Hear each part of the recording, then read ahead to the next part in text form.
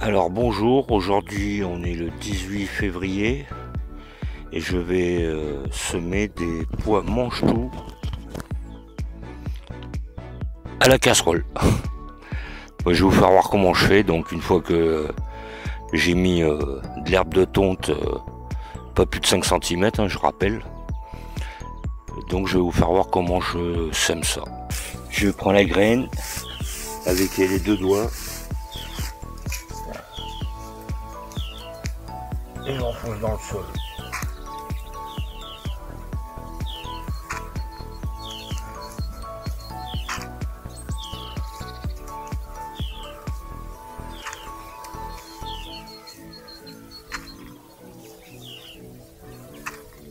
Allez tiens, on fait 3 rangs Ludo. De toute façon, j'en ai tellement des graines que je sais même pas quoi en faire à force.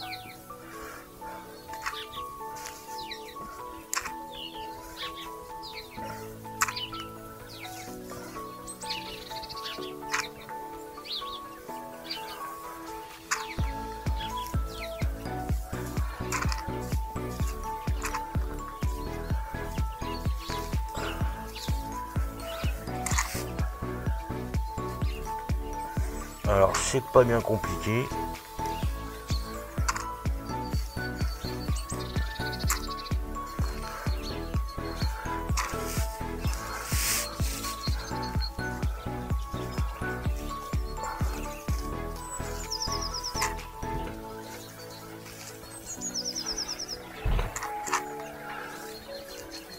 Oh, elle est trop petite. Voilà.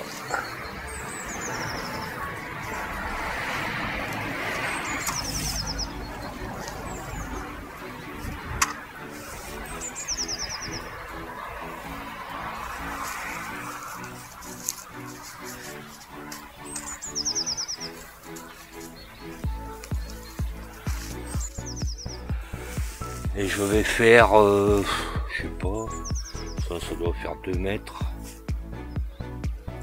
Oui, bah, je vais faire que 2 mètres.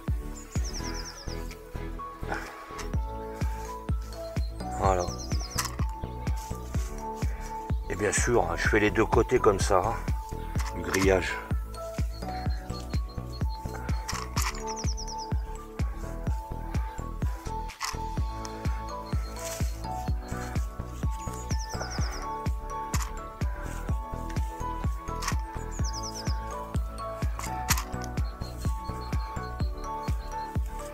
Donc ceux qui disent qu'ils n'y arrivent pas à faire pousser les, comme ça s'appelle, des pois ou des haricots, ben vous essayez cette technique, et puis vous me direz. Voilà, je vous reprends tout à l'heure.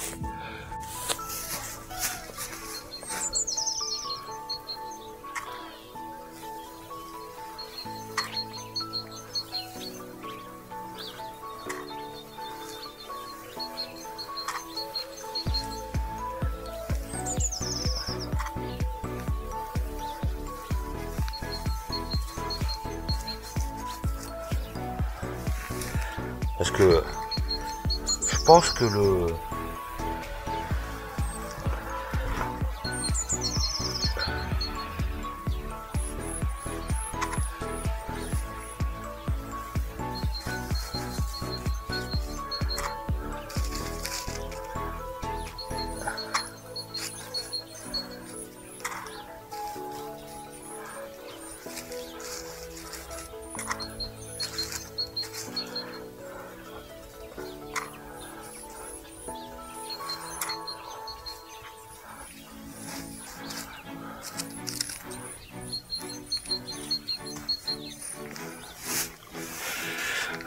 je pense que l'herbe de tonte dérange les oiseaux pour venir gratter quand elle est fraîche.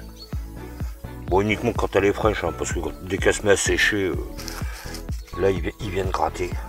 Mais le tant qu'elle est fraîche, les pois ou les haricots sortent et comme ça ils viennent pas vous les casser, vous les arracher. Et après ils viennent gratter, ben, c'est pas un problème, hein, vu que Elles auront au moins 10 cm de haut.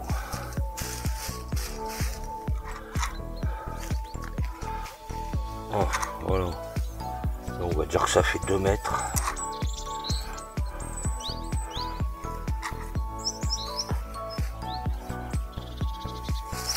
Voilà. Et vous voyez, il n'y a pas beaucoup d'herbes de tonte. Hein. Je ne sais même pas s'il y a 5 cm là. Voilà. Voilà. Ben, je vais aller faire l'autre côté. Hein.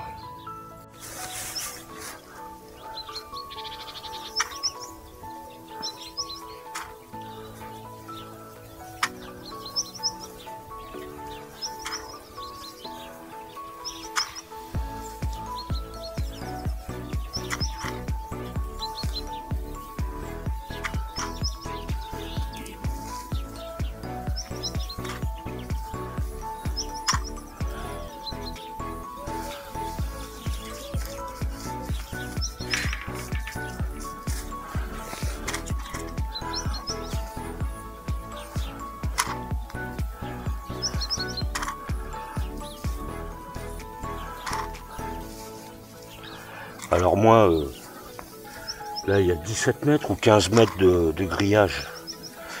Mais je fais surtout les pois et les haricots, c'est pour casser le vent sur mon terrain, c'est une butte. C'est exposer plein vent. Et toutes mes plantes qui sont derrière, eh ben, ça les protège du vent et de la chaleur. Comme l'année dernière, eh ben, si j'avais pas eu les pois et les haricots qui me faisaient la barrière contre le vent, ben, ça aurait été encore pire que sans. Voilà. Vous voyez, il n'y en a pas beaucoup. Hein.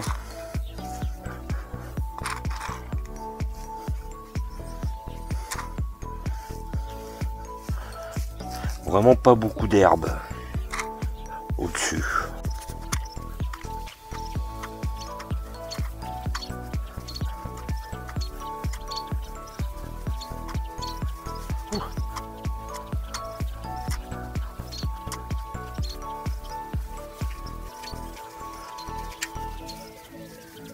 Voilà. Bon, là, Didier, il a pas passé le rotovateur, forcément, il y a le grillage. Mais bon, moi, j'ai passé un petit coup de croc vite fait.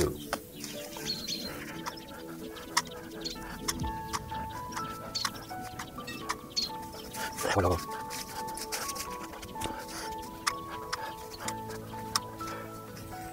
À chaque fois, hein, tous les ans, moi, je fais comme ça, oui. De toute façon, c'est... Moi, le paillis, c'est tout le temps de l'herbe de tonte, du foin. Je vais pas m'embêter à désherber. C'est pas ma tasse de thé, le désherbage.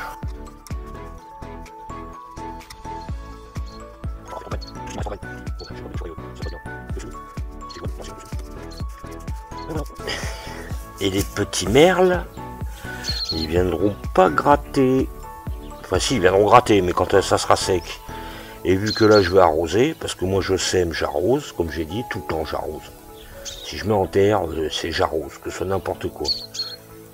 Même si on me dit oui, il fait gris là, il va pleuvoir. Non, il faut arroser.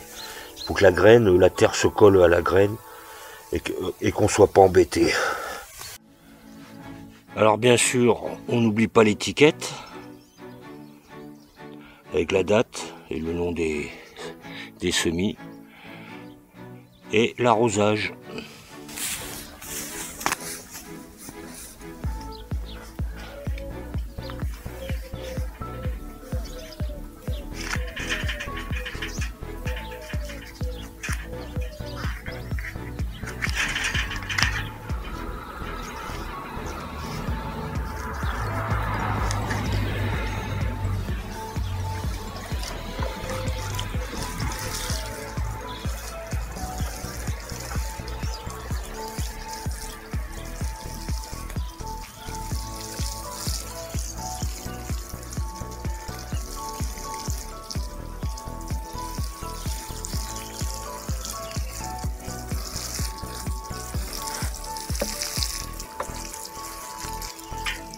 Alors l'herbe de tonte, hein, ça va empêcher les mauvaises herbes de pousser trop vite.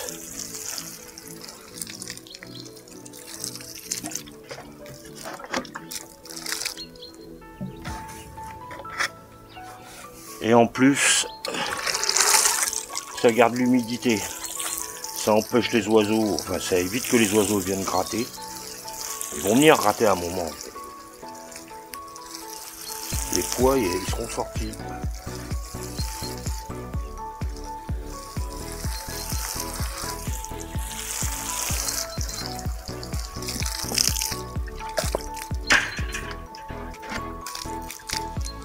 Et voilà. Et bah alors le lait prochain. Tu vas bien? Ah, t'es venu m'aider pour faire les autres pois? D'accord.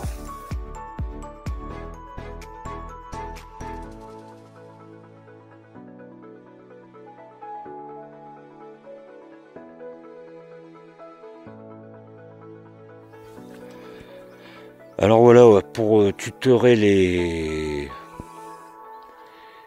haricots et les pois. Donc moi j'ai récupéré du grillage, c'était chez le ferrailleur là. C'est du grillage à mouton, c'est du 10-10. J'ai mis des piquets de clôture, j'ai des tubes en alu là, bleus. Et vu que ça monte pas assez haut pour ramer, que j'ai pas envie d'aller chercher 150 tuteurs en bambou, parce qu'il faut que je les débite, hein. Voilà, j'ai mis des bambous, et je sais pas si on va voir correctement, et de la ficelle. Comme ça, quand les haricots rament sur 3 mètres, ils montent. Plus ils montent, et plus je rajoute de ficelle. Qu'est-ce qu'il faut pas oublier aussi, que j'ai oublié de dire?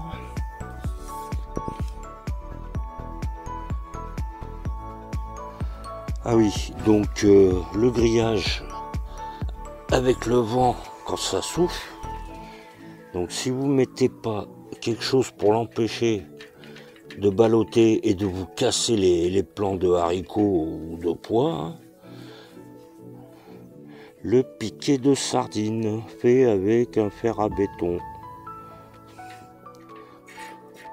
Donc vous enfoncez ça.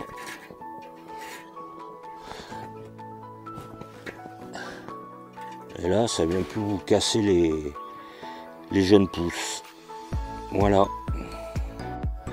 Bon, voilà, hein, les poteaux avec les bambous, le grillage à mouton.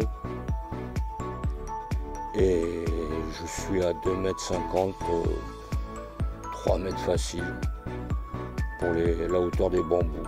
Et plus ça montera, et plus je rajouterai de la ficelle. Alors, pour la taille du Cniphofia, il faut d'abord regarder s'il n'y a pas des hampes florales qui sont déjà sorties, évidemment, parce qu'il ne faut pas les couper. Parce que, bon, vous avez le temps, hein, de les couper. Moi, je vous montre. Et après, c'est à vous de regarder. Les hampes florales, c'est ce qui sort au milieu, là. Ça fait... bon, ça, c'est pas une hampe florale, hein, mais ça sort au milieu de la plante. C'est une grosse tige et au bout, il y a la fleur, hampe florale. Donc, il faut pas les couper, les hampes florales. Mais là, vu qu'elles sont pas sorties, je vais tailler le Cniphofia. Et si elles sont déjà sorties, vous coupez au-dessus vous taillez au-dessus des hampes florales. Parce que si vous laissez comme ça, là, dans cet état-là, la hampe florale, au lieu de sortir droite, elle va sortir, si ça force, elle va partir à droite et revenir à gauche. Pour que la hampe florale pousse droite, il faut tailler. Alors le Cniphofia, c'est une plante d'Afrique, est-ce que j'ai compris? Et elle peut résister à moins 20 degrés. Mais résister seulement, pas vivre à moins 20 degrés. Elle prend une gelée à moins 20, elle meurt pas. Maintenant, elle prend 10 jours de moins 20 degrés, elle meurt, hein, comme les autres. Voilà. Donc, je vais vous faire voir ce que j'utilise pour tailler.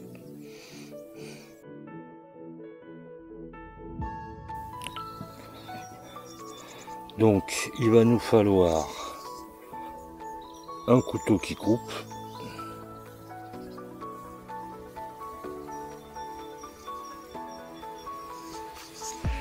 et des gants, de préférence qui sont entièrement protégés au niveau du doigt, hein. Bon, les autres on s'en fout parce que quand on taille c'est comme ça, hein.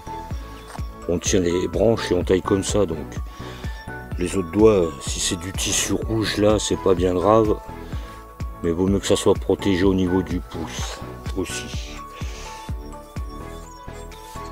Voilà, voilà. Le couteau qui coupe. Alors vous attrapez la bête là, et vous taillez.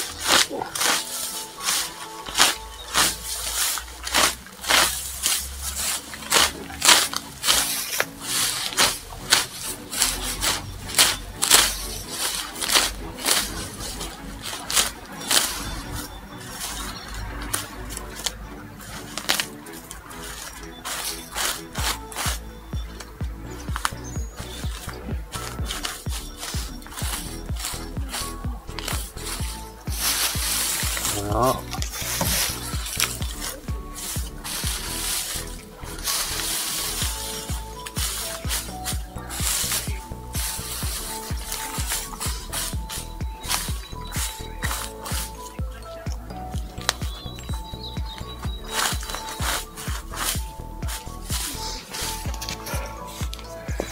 Ça prend pas plus de temps que ça, avec un couteau qui coupe et des EPI, éléments de protection individuelle. Parce que vous faites ce que vous voulez avec vos doigts, mais les miens, je les protège. Bonjour, alors je vous montre vite fait comment je fais avec les chrysanthèmes que j'ai remis en terre. Donc moi je les taille pas et j'attends juste qu'au milieu ça reparte. Comme ça les vieilles branches sèches protègent des intempéries, du vent glacial ou froid, et dès que les chrysanthèmes repartent, et bien là je taillerai. Bon, après en attendant, si vous connaissez la couleur des chrysanthèmes, vous pouvez aussi les bouturer, hein. Ça là, c'est de la branche à bouturer, hein. Ça repart tout seul, mais il faut de la grosse section, hein. Pas la plus grosse. Les petites brindilles, ça repart pas. De toute façon, bon, celles-là elles sont sèches, hein, c'est sûr.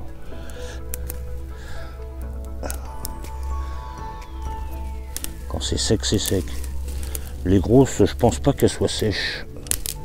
Si, elles sont sèches, donc on peut pas les bouturer, elles sont trop sèches. Bah, faut dire qu'elles ont cramé en 2022, quoi.